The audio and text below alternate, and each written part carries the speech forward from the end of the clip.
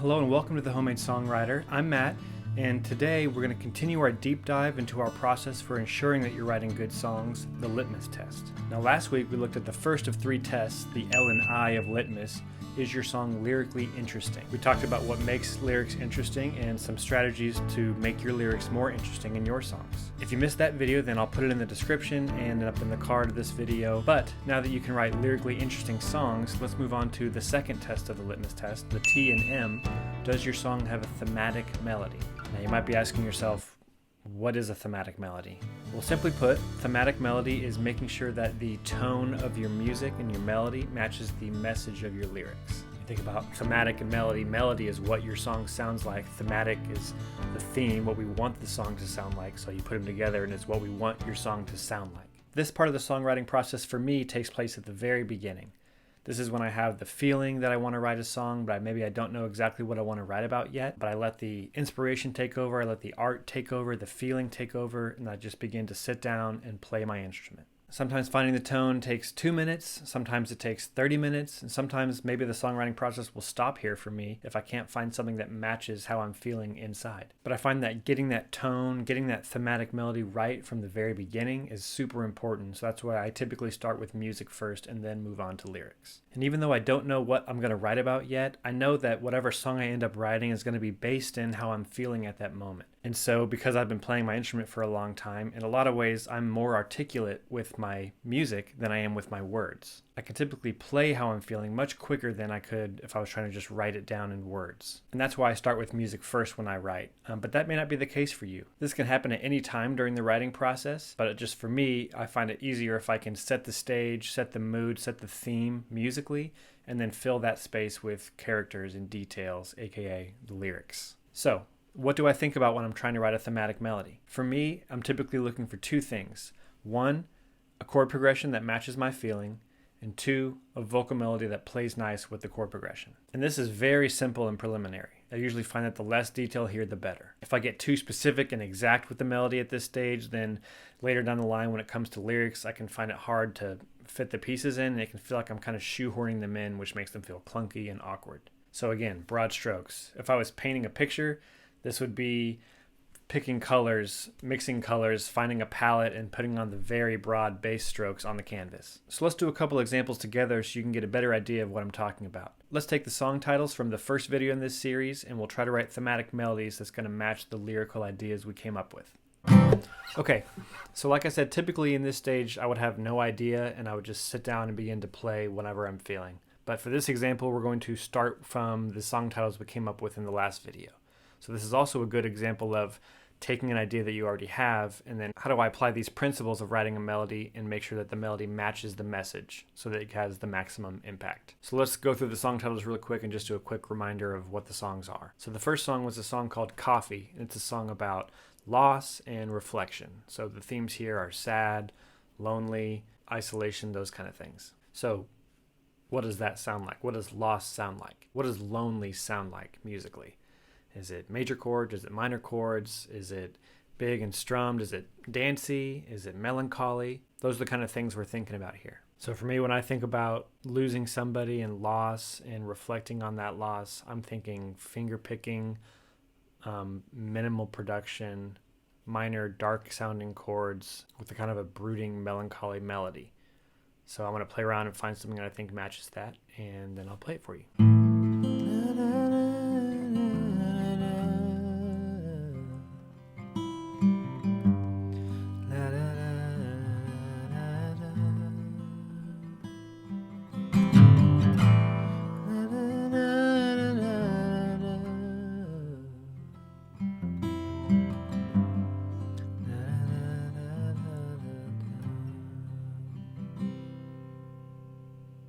Something like that.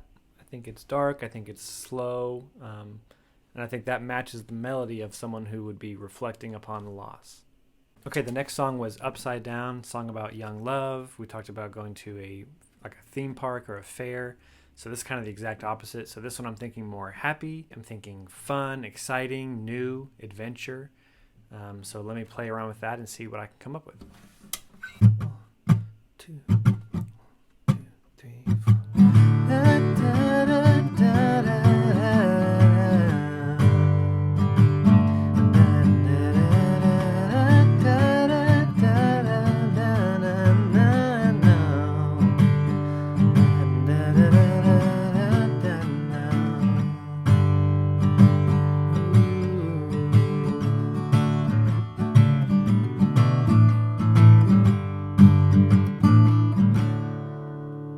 that feels fun and energetic to me. I think that would pair nicely with those lyrics.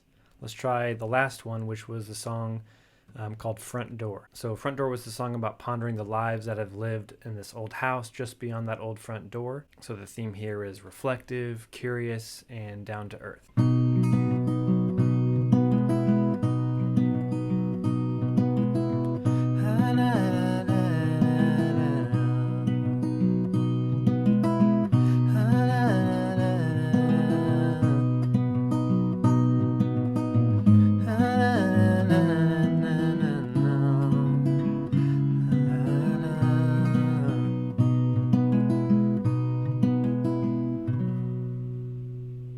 So hopefully seeing that gives you a little bit of insight into what's going through my head as I'm trying to apply thematic melody to the message of the song so that I can add impact and support around the message and around the lyrics.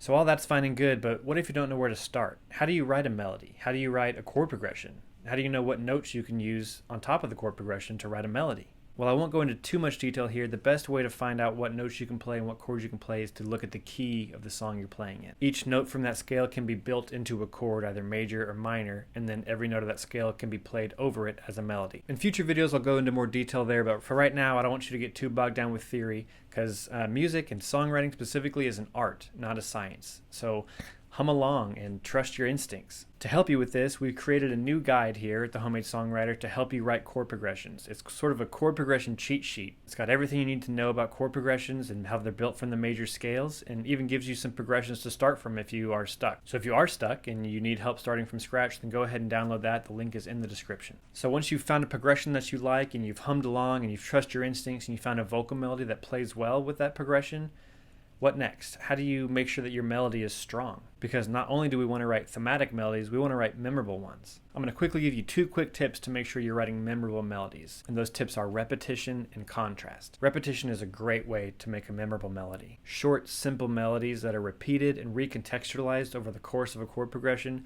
make for some very strong melodies. For an example of this, look no further than hymns. Hymns are popularly known as some of the most repetitive melodies of all time, but heck, we've been singing some of them for over 100 years. For example, here's the melody to Come Thou Fount.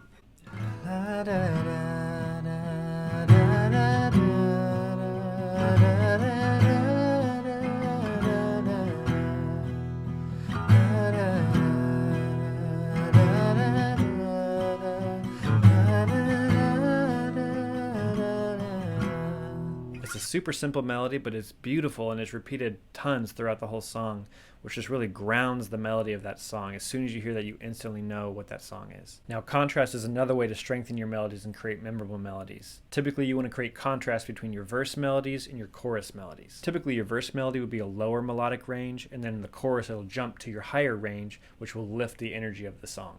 So take, again, Come Thou Fount, for example. So from the verse melody, to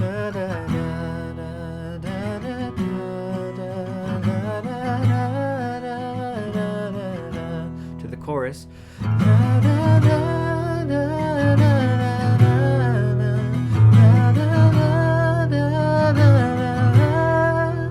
then back.